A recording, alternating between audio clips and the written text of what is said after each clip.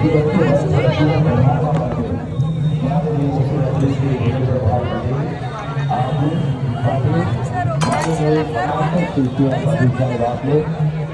मंत्री श्री हर्ष संघवी साहब आपने, माननीय मंत्री श्री हरीश भाई पटेल आपने, माननीय सांसद श्री कल्पवाल वसावा आपने, क्या मंच पर प्रधान सो, माननीय मेयर श्रीमती हेमालीबेन बोघावाला, माननीय chairman Gujarat board Shri Shishpal Rajput sir, माननीय principal secretary school structure youth and cultural activity Shri Ashwin Kumar sir, माननीय प्रमुख श्री अनिल सर, माननीय प्रमुख श्री बीजेपी सभापति अनुसूरत पूर्व मेयर श्री निरंजन भाई भोजपुरा, माननीय धारासभ्य श्री सुरेश भाई मोदी, श्री विनोद भाई मोरैया, श्री किशन भाई अबादी, श्री संदीप भाई भूटान, श्री अनिल भाई राणा, श्री लक्ष्मण पटेल,